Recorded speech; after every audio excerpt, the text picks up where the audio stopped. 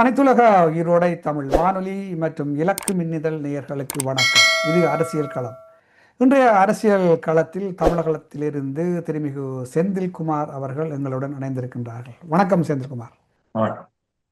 நீங்கள் ஈழத்தமிழர் வாழ்வுரிமை கூட்டமைப்பினுடைய இணைப்பாளராக இருக்கின்றீர்கள். இந்த ஈழத்தமிழர் வாழ்வுரிமை கூட்டமைப்பில் எத்தனை அமைப்புகள் ஒன்றிணைந்திருக்கின்றன என்பதை சொல்லுங்கள். பிரதானமா இப்ப ஈழத்தமிழ் வாரண கூட்டமைப்புடைய ஒருங்கிணைப்பு குழுவுல வந்து திராவிடர் விடுதலை கழகம், குளத்தூர்மணி தலைமையிலான திராவிடர் விடுதலை கழகம், இவர் தமிழ் தேசிய விடுதலை இயக்கத்தின் விடுதலை இயக்கம், அது தோழர் தியாகவுடைய அமைப்பு. அதுக்கப்புறம் இவங்க தந்தை பெரியார் திராவிட கழகத்துடைய இவர் கோவை ராமகிருஷ்ணனுடைய அமைப்பு. முன்னாடி தொடங்கி ஆக்டிவா செயல்பட்டு இருந்தப்ப மணியரசன் தமிழ் தேசிய பேர் இயக்கத்துடைய தலைவர், அவரும் இந்த ஒருங்கிணைப்புக்குள்ள இருந்தாரு. நாங்க வந்து தமிழ் தேச மக்கள் முன்னணி எங்க அமைப்பு இருந்தாங்க. இந்த ஒருங்கிணைப்பு குழு முடிவுகளை எடுத்து போராட்டங்கள் வரும்போது இந்த ஈழ நிலைப்பாட்டுல உடன்பாடு உள்ள அமைப்புகளுக்கு நம்ம இந்த கோரிக்கைகளுக்கு வாங்க, போராட்டத்துக்கு வாங்கன்னு சொல்லி மற்ற அமைப்புகளை நம்ம கூப்பிடுவோம் அந்த போராட்டத்துக்கு. இந்த ஒருங்கிணைப்பு குழு தான் மெயினா இதாகிட்டு இருக்கு. நடுவுல ஒரு ஆக்டிவான இயக்கங்கள், அதாவது போராட்டம், இதெல்லாம் வந்து அன்னை காலமா கம்மி. ஒரு 2 ஆண்டுகளுக்கு முன்னாடி ஒரு பெரிய மாநாடு நடத்தணும், ஈழத்தமிழ் வாழ்மை கூட்டமைப்பு சார்பாகவே மாநாடு நடத்தணும். அதுல ஈழ ஆதரவு நிலைப்பாடு கொண்ட அமைப்புகளையும், அப்புறம் பெரிய கட்சிகள், இப்ப தமிழக வாழ்வுரிமை கட்சி இந்த கூட்டமைப்போடைய பகுதியா இருக்கு. விடுதலை சிறுத்தைகள் கட்சி வந்து இந்த கூட்டமைப்பு எடுக்கக்கூடிய நிலைப்பாடுகளை பார்த்துட்டு அவங்க நிலைப்பாடு எடுப்பாங்க. அந்த மாதிரியான ஒரு உறவு இருக்கு. மற்ற இயக்கங்கள் எல்லாமே தொடர்புல இருக்காங்க. பட் ஆனா விரிவா எல்லாரையும் அழைத்து நம்ம ஒரு முடிவு எடுக்கிறது அப்படின்ற ப்ராசஸ் வந்து இல்ல. இப்ப எல்லா ஈழத்தமிழ் ஆதரவு அமைப்புகளையும் அழைத்து இது பண்ற மாதிரி சூழலும், அது மாதிரி ஒரு உடனடியாக நம்ம ரியாக்ட் பண்ணணும் அப்படின்ற எதுவும் இல்லாம இருக்கு. ஆனா நம்ம இப்ப இந்த போஸ்ட் 20 இப்ப இவங்க அனுரகுமார வந்த பிறகு, குறிப்பா பன்னாட்டு நிலைமைகள்ல வந்து உக்ரைன், காசா இதெல்லாம் தீவிரம் அடைஞ்ச பிறகு நம்ம வந்து ஒரு எக்ஸ்பேண்ட் பண்ணணும், இந்த இன்னும் கான்கிரீட்டா அந்த கூட்டமைப்பை வந்து இது பண்ணணும்.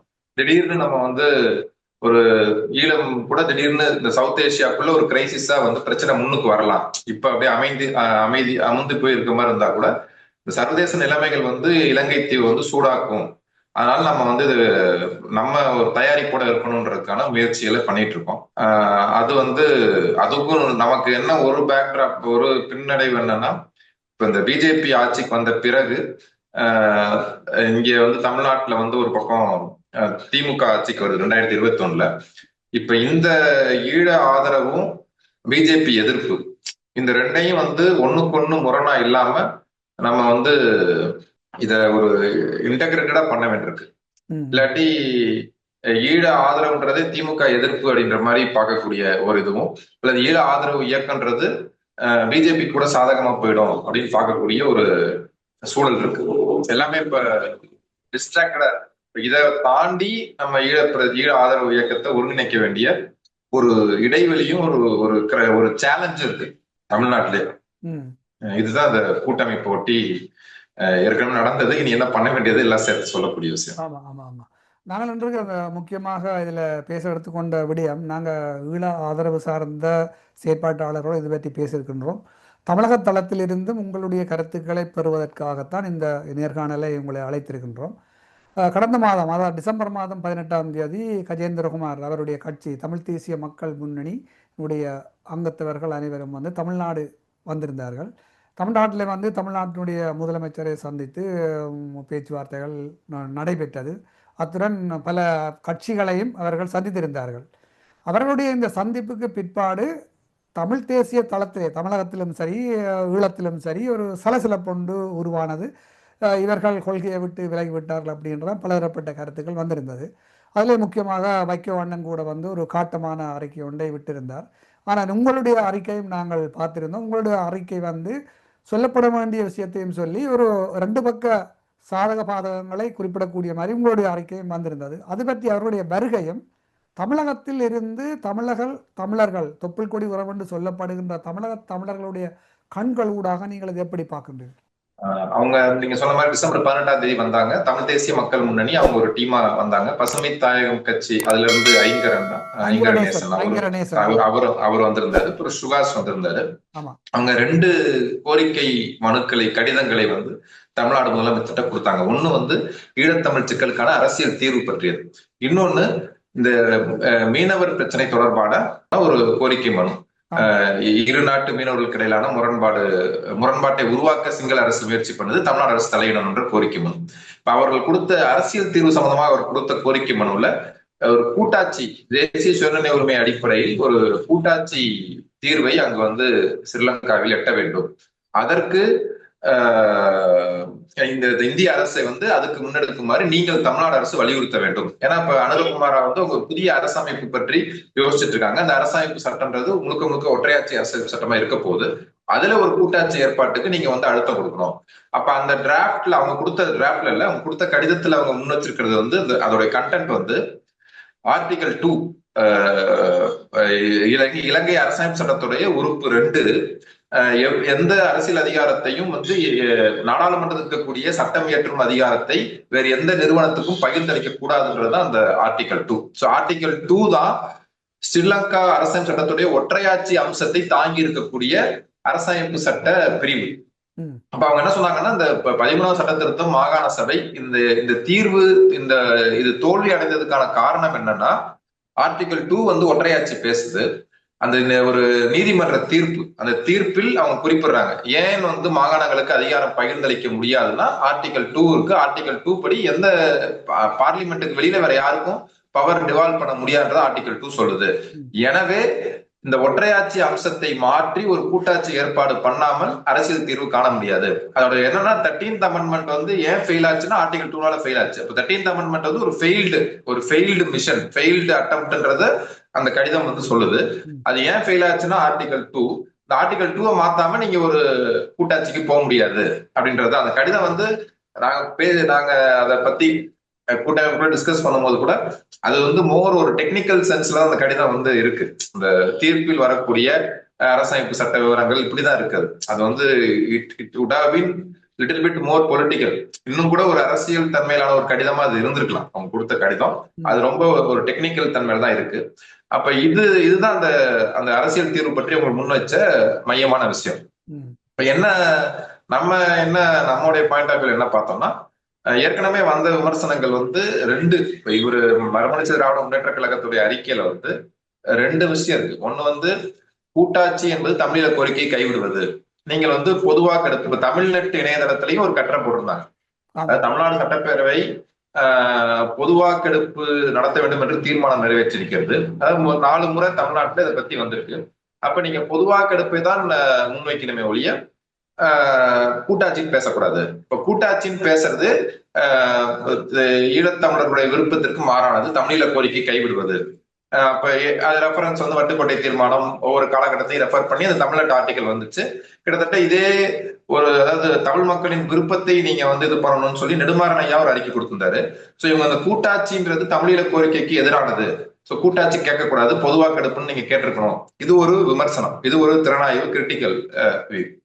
2வது ஒரு என்ன அந்த அறிக்கையில ஒரு இது பாக்குற இன்னொரு அம்சம் என்னன்னா, இப்படி வந்து ஒரு கோரிக்கை கடிதம் கொடுத்ததே வந்து ஸ்ரீலங்கா அரசுடைய ஒரு மறைமுக முயற்சி தான் இது அப்படின்றது அந்த அறிக்கையில வந்து கன்க்ளூடிங் பார்ட்ல வருது. இது ஒரு தனி அம்சமா நான் பாக்குறேன். சோ வந்து இஃபட்டால் அதாவது யாராவது அது நான் இது சொன்னேன்னா, தமிழ்நாட்டுல இதே மாதிரி ஒரு விமர்சனம் வருது. இங்க நெடுமாறனையா அறிக்கை கொடுத்தாரு, மதிமுக அறிக்கை கொடுத்திருக்காங்க. So across Tamil Nadu, Eelam, diaspora இந்த 3 தளத்திலையும் இத வந்து ஒரு கூட்டாட்சி கோரிக்கை என்பது தமிழீழ கோரிக்கையை கைவிடுவது என்று ஒரு விமர்சன பூர்வமாக பார்க்கிறார்கள். அதற்கு ஒரு இடம் உண்டு. அது வந்து அந்த கடிதத்தை வச்சே கூட யாரும் சொல்லலாம், அது பிரச்சனை இல்லை. ஆனா இது ஸ்ரீலங்கா அரசுதான் ஒரு முயற்சி பண்ணி இப்படி பண்றாங்க அப்படின்றதுக்கு வந்து எந்த சப்ஸ்டான்சியல் எவிடன்ஸும் கிடையாது. சோ வந்து நீங்க என்ன சொல்லலாம்னா, இப்படி ஒரு கோரிக்கையை வைப்பது ஸ்ரீலங்கா அரசுக்கு உதவக்கூடும். In effect it may help Sri Lankan government. அதோட இறுதியான விளைவு அவருக்கு உதவக்கூடும் அதான் சொல்ல முடியுமே ஒழிய ஒரு தேர்ட் பர்சனா இருந்து வெளியில இருந்து போதிய சான்றுகள் இல்லாம ஒரு குற்றச்சாட்டு வைக்க முடியாது அப்படின்றது நம்முடைய கூட்டமைப்புடைய பார்வை கூட அதுதான். ஆனால் இதை மன்னிக்கணும், இதை வந்து நாங்கள் மற்ற மாதிரியும் திரட்டி பார்க்கலாம் தானே. உதாரணமாக நாங்கள் தனித்தமிழீழம் கேட்டோம், தனித்தமிழீழம் பெற முடியாது என்று பல அமெண்ட்மெண்ட்களை கொண்டு வந்து எங்களுடைய போராட்டத்தை, நியாயமான ஆயுத போராட்டத்தை வந்து நசுக்கினார்கள், அல்லது எங்கள் ஆயுதங்களை மௌனித்தோம். இப்பொழுது நாங்கள் கூட்டாட்சி கேட்கிறோம் என்று சர்வதேசத்துக்கு காட்டி கூட்டாட்சியை தருவதற்கு கூட சிங்கள அரசு தயாராக இல்லை என்பதை கூட காட்டும் ஒரு தந்திரமாக இருக்கலாம் அல்லவா?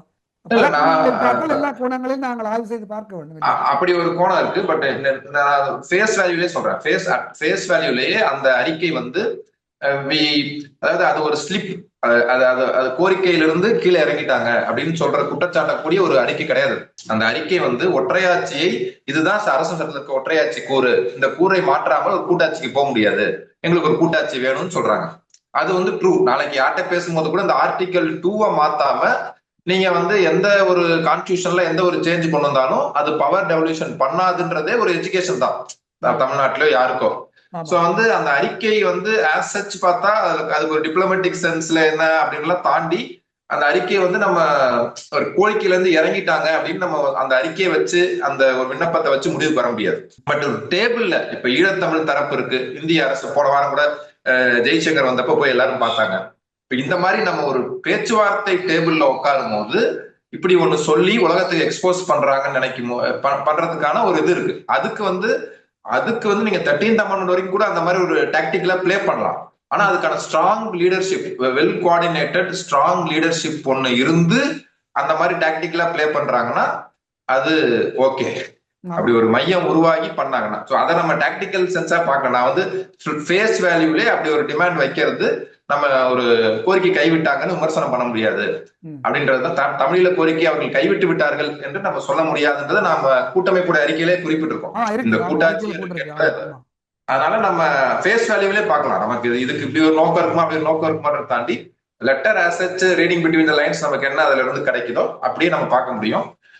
அதுதான் என்னுடைய கருத்து இப்ப நீங்க கேட்ட கேள்விக்கு. இல்ல இதுல வந்து வைகோ அண்ணனுடைய அறிக்கைகள் கூட வந்து இன அழிப்புக்கு நீதி கோராமல் இந்த அறிக்கையை சமர்ப்பித்துள்ளார்கள் என்று அவர்கள் ஒரு இலங்கை அரசினுடைய கைக்கூலிகள் என்ற ஒரு கோணத்தில் தான் அதெல்லாம் எழுதியிருந்தார்கள்.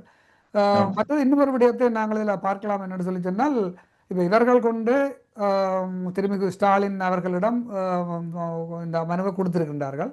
ஆனால் இன்று வரைக்கும் தமிழக முதல்வர் வாய் திறக்கவில்லை. இன்று வரைக்கும் இல்ல, கடந்த 4.5 ஆண்டுகளாகவே தமிழக முதலமைச்சர் வந்து வாய் திறக்கல. ஏன்னா அவங்க வந்து நமக்கு எப்படி ஒரு எதிர்பார்ப்பு இருந்துச்சுன்னா, இவர் சீஃப் மினிஸ்டர் பதவி ஏற்ற உடனே அவங்களுடைய முதல் சட்டமன்ற பேச்சிலேயே ஈழம் பத்தி அவங்க ஒண்ணு பேசியிருந்தாங்க. அப்படின்னா ஈழத்தமிழருக்கு ஒரு உரிமை வேண்டும், இப்படி ஒரு இதோ தன்னுடைய ஓப்பனிங் ஸ்பீச்லயே ஏதோ ஒரு பார்ட்டா ஆக்கியிருந்தாங்கன்னா ஒரு இன்டர்நேஷனல் அட்டென்ஷனே கிடைக்கும்ன்ற வரைக்கும் நம்ம கம்யூனிகேட் பண்ணோம் த்ரூ சம் சேனல்ஸ். நீங்க வந்து ஒரு ஒரு ஒரு ஒரு தலைவர் வந்திருக்காரு தமிழ்நாட்டுல, அந்த தலைவர் இதை பத்தி பேசுறது வந்து உலகளாவிய அளவுல அதை அவங்களுக்கு ஒரு கவனம் கிடைக்கும் அப்படின்ற அளவுக்கு நம்ம வந்து சொன்னோம். பட் அதுக்கு அவங்க அந்த அதாவது முதலமைச்சர் கூட இதை டிரைவ் பண்றவங்க வந்து அந்த ஈழத்தமிழர் பிரச்சனை உரிமை விஷயத்த வந்து டோன் டவுன் பண்ணி பிளே பண்றது, ஏதாவது மேல எழுந்து வந்தா பார்ப்போம், இல்லாட்டி ஒரு ஹியூமானிட்டேரியன் இஷ்யூவா இந்த ஏதிரிகளுக்கு நாங்க வீடு கட்டி கொடுக்குறோம், நிவாரண பொருட்கள் தரோம், இப்படி வந்து அவங்க அதை கடக்கலான்னு பாக்குறாங்க. அதுல வந்து பொலிட்டிக்கலாவே வந்து அவங்களுக்கு ஒரு அதை பத்தி ஒரு போதிய புரிதல் இல்லை, இல்லைன்னா ஒரு தள்ளி நிக்கிறாங்கன்னு தான் நம்ம சொல்லணும். ஸோ நம்ம இன்னும் புஷ் பண்ணி தான் அவங்க இந்த இடத்துக்கு கொண்டு வரணும். இதில் இன்னொரு வழியாக அந்த நான் ஈழம் சார்ந்து இல்லாமல் கூடுதலாக தமிழக பக்கத்திலேயே என்னுடைய பார்வையை செலுத்துகின்றேன். தமிழகத்தில் உள்ள சில தமிழ் உணர்வாளர்களுடைய கருத்தின்படி இவர்களுடைய சந்திப்பு முழுமை பெறவில்லை என்ற ஒரு கருத்து இருக்கின்றது. ஏனென்று சொல்லி சொன்னால், இவர்கள் திருமாவளவன் அவர்கள்லாம் உண்மையிலே திருமாவளவனூடாகத்தான் ஸ்டாலின் அவர்களை சந்தித்தார்கள். மற்றும் பல அரசியல் வேறு அதிமுகவாக இருக்கட்டும், பிஜேபியா இருக்கட்டும், எல்லா அரசியல் கட்சிகளையும் சந்தித்து பேசுகின்றார்கள், விஜய் தவிர. அப்ப அங்க தமிழகத்தில் உள்ள செயற்பாட்டாளர்கள் அல்லது உணர்வாளர்களுடைய கருத்தின்படி திமுகவுக்கு வந்து இன்று ஒரு போட்டியாக எழும்புகின்ற அடுத்த கட்சி விஜயாக இருக்கின்றது. அது இவருடைய ஏற்பாட்டில் தான் வந்தது. தான் ஈழத்தமிழருடைய பிரச்சனையும் தான் அவதானமாக இருக்கின்றேன் என்ற ஒரு பிக்சரை வழியில் காட்ட வேண்டும் என்பதற்காகத்தான் இவர் கூப்பிட்டார்கள் என்றும் தமிழகத்திலிருந்து தான் இந்த சொல்லாடல்கள் வருகின்றன. இல்ல அது இப்ப நம்ம வந்து இப்ப திருமாவளவன் ஃபெசிலிட்டேட் பண்ணி தான் அந்த மீட்டிங் போய் முதலமைச்சர் சந்திச்சு அவங்க ஆமா வந்து ஆமா மனு கொடுக்குறாங்க. ஆமா திருமாவளவனும் அங்க போயிருக்காரு. அவரும் இப்ப வடக்கு கிழக்கு பகுதிக்கு போயிட்டு தான் ஆமா வந்தாரு அவரு. ஆமா சோ ஆமா நம்ம இது வந்து அதாவது எப்பவுமே இதுக்கு பின்னாடி என்ன இருக்கு, இதுக்காக அவங்களுக்காக இவங்களுக்காக அதை பத்தி நம்ம வந்து அஹ், அது அரசியல்ல வந்து நம்ம ஒரு அதுக்கு ஒரு சப்டான்சியல் எவிடன்ஸ் வேணும், சான்றுகள் வேணும். ஆமா பட் ஒரு செயல் என்ன விளைவை ஏற்படுத்துது அவங்க அந்த அறிக்கையிலே சொல்றாங்க, அது வெளியில வந்து பேட்டியில சொல்றாருன்னு நினைக்கிறேன். ஒரு தமிழ்நாட்டுக்கும் ஈழத்தமிழர்களுக்கும் ஒரு இடைவெளி ஏற்பட்டிருக்கு. ஆமா சோ அந்த இடைவெளியே நாங்க இனிமேல் இட்டு நிரப்புன்னு நினைக்கிறோம் அப்படின்னு அவங்க சொல்லியிருக்காங்களா அந்த கடிதத்துல வருதுன்னு நினைக்கிறேன். அவங்க வாயில பேட்டியில சொன்னாங்க. அது வந்து ஒரு அப்ஜெக்டிவா அது சரி. அதாவது என்ன ஒண்ணு நாங்க இப்ப நான் என்ன நினைக்கிறேன் அப்படின்னா, ஒரு இன்னும் கூட அவங்க வந்து ஒரு டீமா வெவ்வேறு அமைப்புகளை சேர்ந்துக்கிட்டு ஒரு ஒரு கூட்டு குழுவா வரணும், வந்து தமிழ்நாடு எல்லாம் பார்க்கணும், கூடுதலா விஜயை பார்க்கலாம், யாரையும் பார்க்கலாம். அது ஒருத்தரை பார்க்கலன்றதுக்கு வந்து அது நம்ம சரி பண்ணிக்கலாம். அது வந்து ஒரு ஒட்டுமொத்த ஒரு செயலுடைய ஒரு சாரம் கிடையாது. பட் அட்டம் அவங்களுடைய முயற்சி வந்து வரவேற்புக்குரியது. அந்த அளவுலதான் நமக்கு வந்து விவரங்கள் தெரியுது. ஆமா இப்ப இதுல அவங்களுக்கு ஒரு இன்ட்ரெஸ்ட் இருக்கு. நான் சொல்றேன்னா திருமாவளவனுக்கு கூடுதலான அரசியல் கணக்குகள் இருக்கலாம், முதலமைச்சருக்கு இருக்கலாம், இல்ல அவங்க சந்திப்புல வாங்க என்ன வந்து பாருங்கன்னு சொன்னவங்களுக்கு அந்த போட்டோ பிடிச்சு போடுறவங்களுக்கு இருக்கலாம். ஆமா அது நமக்கு பிரச்சனையே கிடையாது. இப்ப இவரு கஜேந்திரகுமார் பொன்னம்பலத்துக்கே கூட அங்க ஒரு லீடர்ஷிப்ல வந்து முன்கை எடுக்கணும், மற்ற ஏனைய அமைப்புகளோட நம்ம போய் இது மாதிரி ஒரு முயற்சி பண்றோம் தமிழ்நாட்டுல அப்படின்ற ஒரு டிரைவ் இருக்கலாம், அப்படின்ற ஒரு நோக்கம் இருக்கலாம். ஆனா அரசியலை பொறுத்த வரைக்கும் நமக்கு என்ன, ஒடுக்கப்பட்டிருக்கக்கூடிய ஈழத்தமிழ் மக்களுக்கு இதுக்கு என்ன என்ன கிடைக்கும், இந்த ஒரு செயல்பாடு மூலமாக ஈழத்தமிழ் மக்களுக்கு நல்லதா கெட்டதா, நீதிக்காக ஒரு போராட்டத்துக்கு இது பலன் தருமா தராதா, ஒரு அரசியல் தீர்வுக்கு உதவுமா உதவாதா, இதுதான் நமக்கு அளவுகோல். இதுல யாருக்கு என்ன நோக்கம் இருக்குன்ற பத்தி நமக்கு அது ஒரு செயல் அதன் நோக்கத்தினால் அன்றி அது ஏற்படுத்தக்கூடிய விளைவினால் தான் நிர்ணயிக்கப்படுகிறது, மதிப்பிடப்படுகிறது.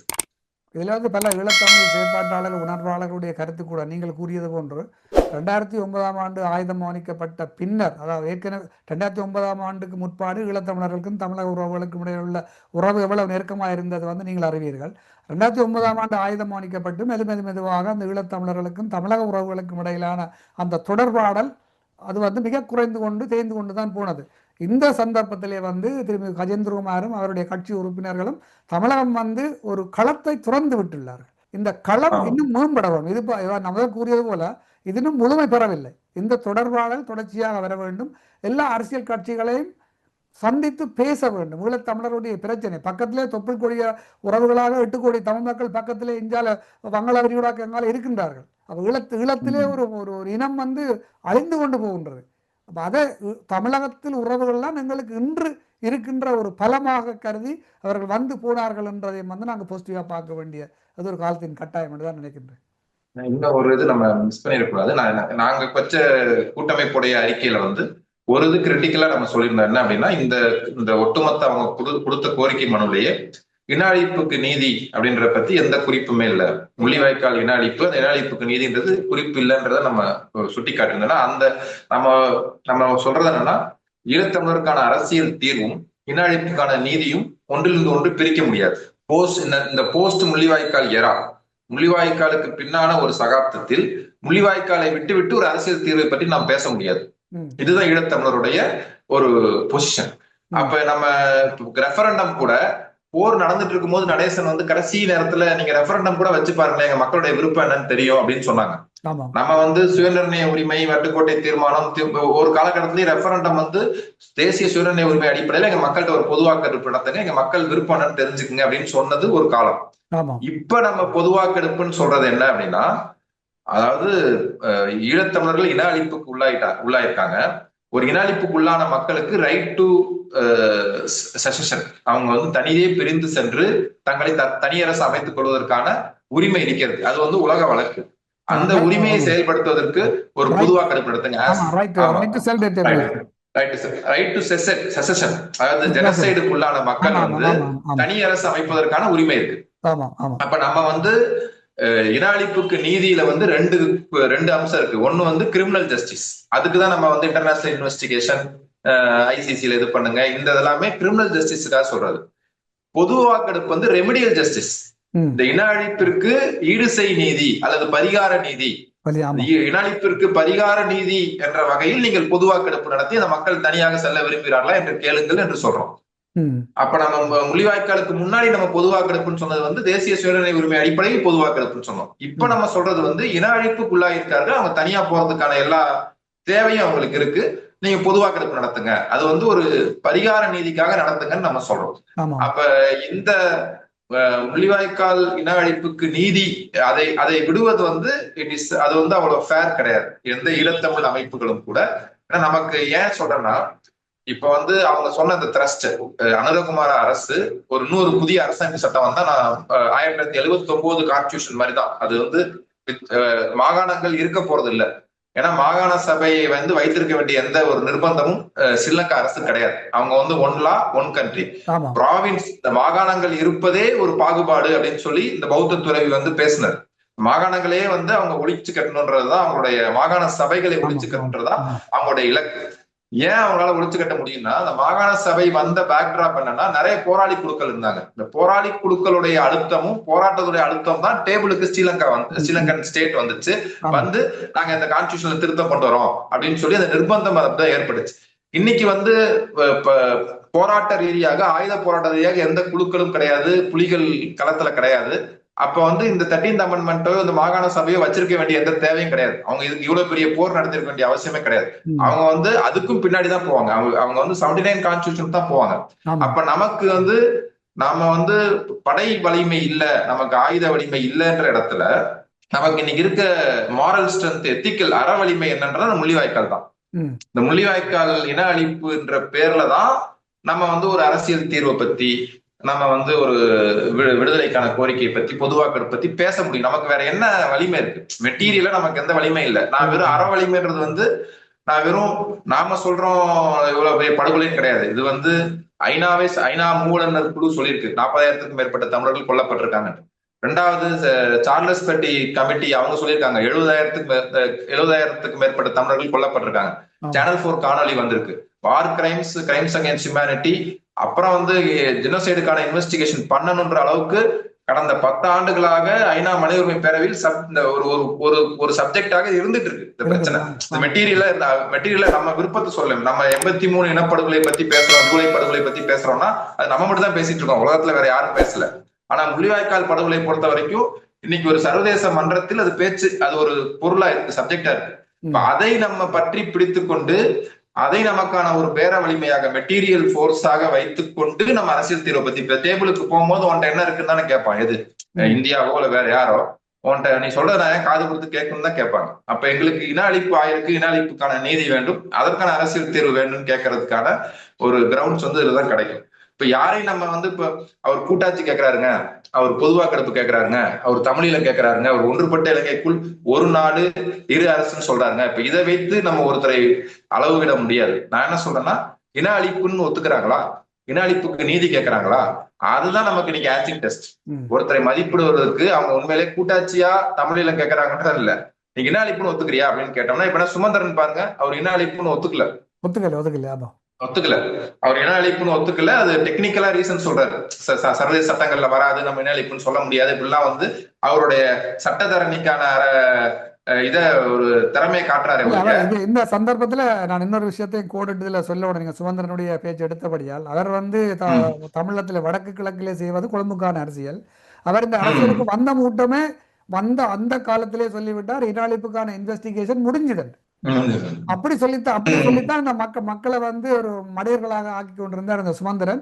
இப்பொழுதும் அவர் தமிழில் அந்த வடக்கு கிழக்கு பரப்ப விட்டு செல்வதாக தெரியவில்லை. எவ்வளவு கூடிய அளவுக்கு தமிழ் தேசியத்தை அழிக்க முடியுமோ அந்த அளவுக்கு அவர் செயல்பட்டு கொண்டிருக்கிறார்.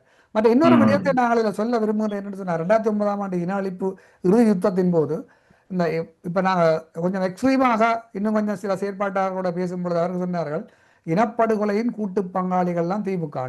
அதில் நாங்கள் இன்னொரு வித்தியாசத்தையும் பார்க்கணும். கருணாநிதி குடும்பம் என்பது வேறு, திமுக தொண்டர்கள் என்பது வந்து பெரிய பெரிய கடல். அப்போ ஒட்டுமொத்த தமிழகத்தில் இருக்கின்ற திமுக தொண்டர்கள், அந்த மக்கள் ஈழத்தமிழர்களுக்கு சப்போர்ட் பண்ணுவோம், ஈழத்தமிழர்களுடன் இருக்க வேண்டும். அப்ப நாங்கள் இனியாவது திமுக, அதாவது திரும்ப ஸ்டாலின் அவர்கள் நாங்கள் கடந்த காலத்தில் விட்ட பிழைகளை உணர்ந்து ஈழத்தமிழர்களுக்கு ஒரு சரியான விடிவு ஏற்படும் வகையில் மத்திய அரசை அழுத்தம் கொடுப்பார் என்று நீங்க நினைக்கின்றீர்கள்? ஏனென்றால் இவர் இந்த மனு கொடுத்து கூட அவர் இன்று ஒன்றுமே ஒரு ஆரோக்கியமாக சொல்லவில்லை.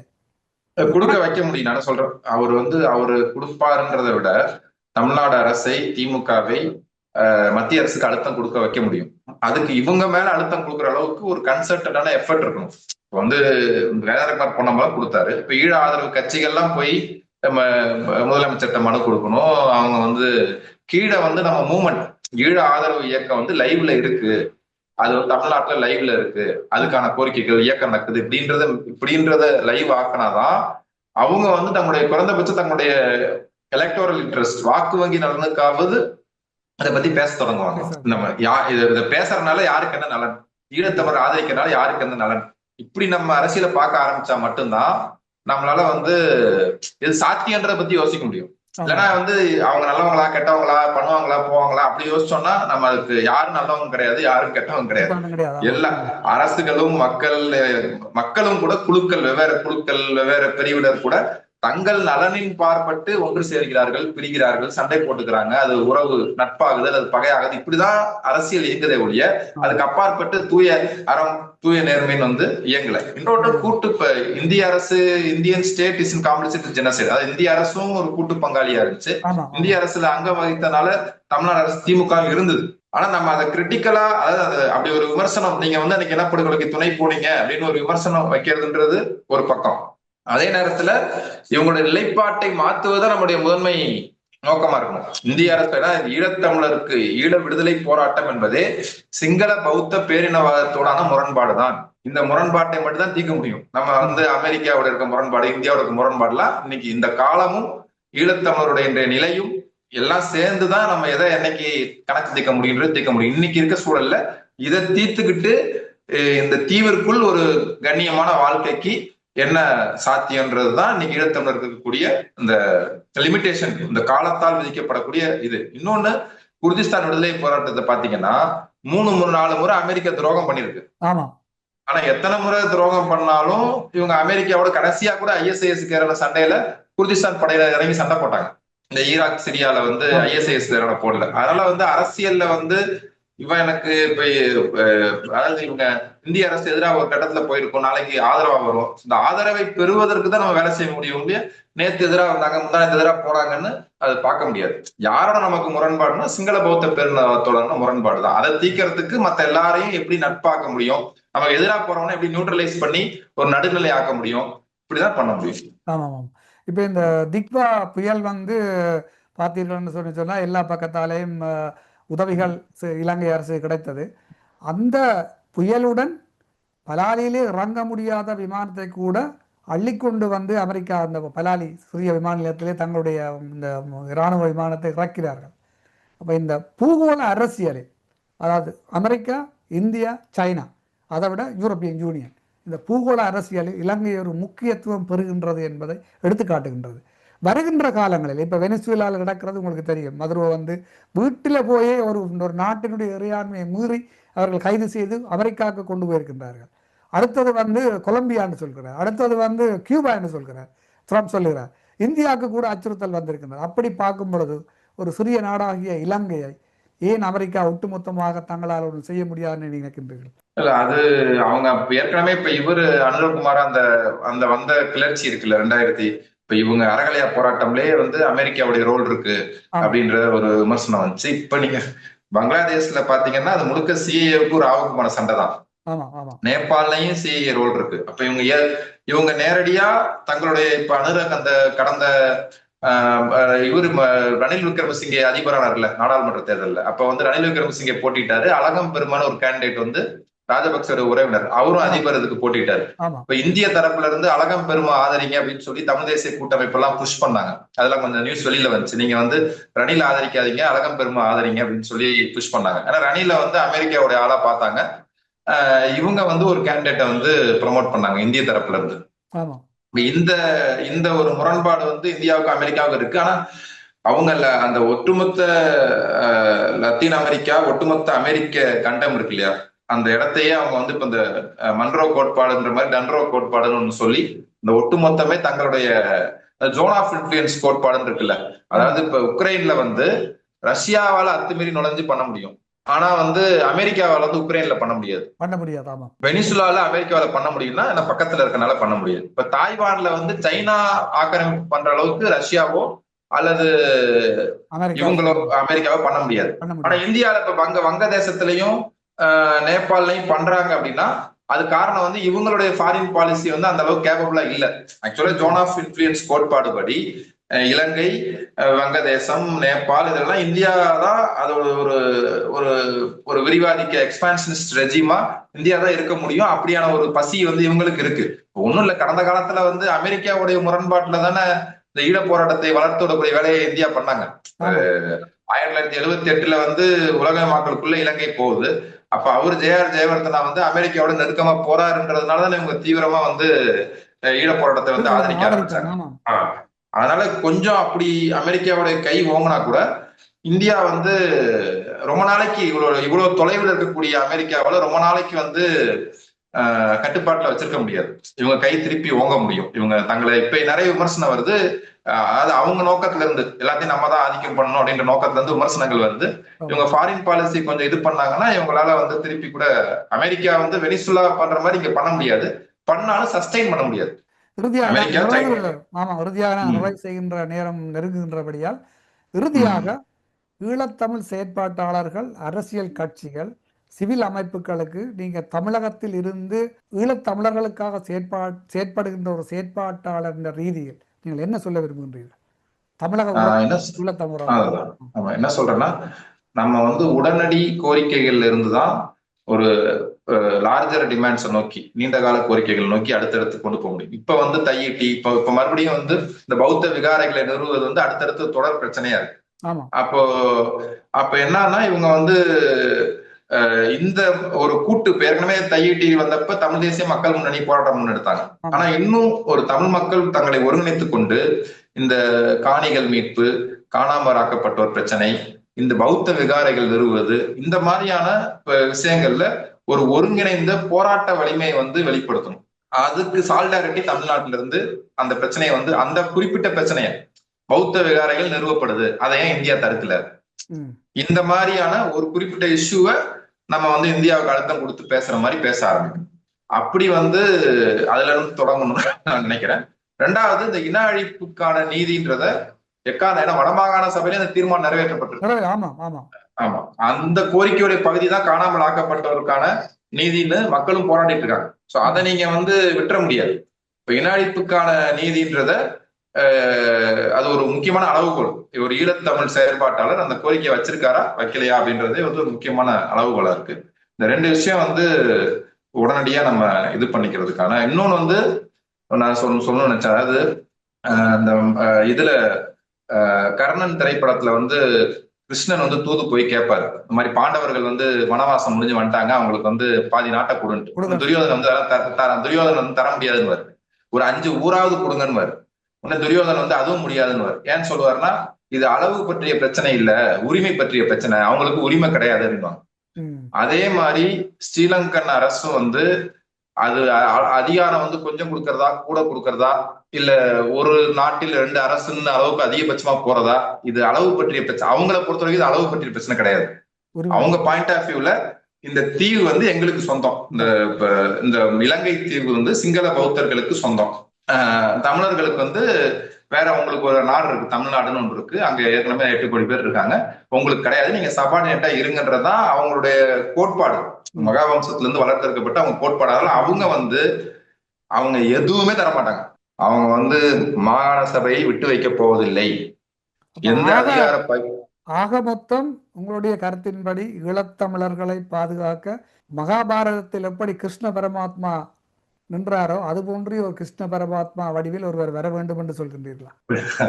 கிருஷ்ண பரமாத்மா அமைப்புகள், ஈழத்தமிழ் அமைப்புகள் அது சொல்ற, அதாவது டிப்ளமேட்டிக்கா ஒரு அதுக்குள்ள இருந்து லீடர்ஷிப் எமர்ஜ் ஆகணும், கூட்டு கலெக்டிவ் லீடர்ஷிப் எமர்ஜ் ஆகி இவர்களை வந்து அம்பலப்படுத்தி காமிக்கணும் உலகத்துக்கு.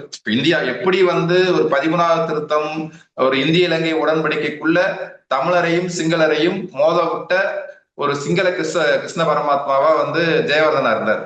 அது மாதிரி இந்தியாவையும் சிங்களரையும் மோத விடக்கூடிய ஒரு லீடர்ஷிப், ஒரு கலெக்டிவ் லீடர்ஷிப் வந்து ஈழத்தமிழ். அதுதான் நமக்கு தீர்வு. இந்திய சிங்கள உறவை, இந்திய சிங்கள பகையை உருவாக்குவதும் அந்த உறவை உடைப்பதற்கு இல்லையா, அதுலதான் அதை எப்படி நம்ம ஒரு ஒரு மதிநுட்பத்தோட மிகுந்த ராஜதந்திரத்தோட, ஏன்னா நமக்கு பிசிக்கல், அதாவது ஒரு மிலிட்ரி ஸ்ட்ரென்த்தோ இல்ல பெரிய மக்கள் தொகையோ பெரிய பொருளாதாரம்லாம் இல்ல. இதுல அதிகம் ராஜதந்திரத்துக்கு ஒரு பெரிய ரோல் இருக்கு. நம்மளுடைய அளவால் சிறிய நாடுன்றனாலையும் பெரிய வளங்களை இழந்த நாடுன்ற வகையும் அதுக்கு இருக்கு. பயங்கரமான கோஆர்டினேஷன், அதாவது செதறி செதறி செதறி செதறி போறதை விட சின்ன இனம் என்பதால் அதிகபட்ச ஒரு கோஆர்டினேஷன், அதிகபட்ச ஒற்றுமை அப்படி இருந்தா மட்டும்தான் தப்பிக்க முடியும். எஸ், நல்லது. நாங்கள் இந்த இறுதியாக நாங்கள் நிறைவு செய்வோம். கஜேந்திரகுமாருடைய இந்த தமிழக வருகை என்பது ஒரு பாசிட்டிவான விடயம் அதில் உள்ளது என்பதை கூறிக்கொண்டு, முக்கியமாக ஒரு தமிழக உறவை திருப்பி ஒரு களத்தை துறந்து விட்டுள்ளார் என்ற நம்பிக்கையோடு இது சரியான முறையில் இன்னும் வேகமாக பயணிக்க வேண்டும். தமிழக அரசியல் கட்சிகள் மத்திய அரசை நோக்கி ஒரு அழுத்தத்தை கொடுக்க வேண்டும் என்று கூறிக்கொண்டு, உங்களை போன்ற செயற்பாட்டாளர்கள் ஈழத்தமிழர்களுக்காக இன்னும் மேலும் மேலும் செயற்பட வேண்டும் என்று கூறிக்கொண்டு விடைபெறுகின்றோம். நன்றி செந்தில்குமார். நன்றி. நன்றி நன்றி நன்றி. நன்றி.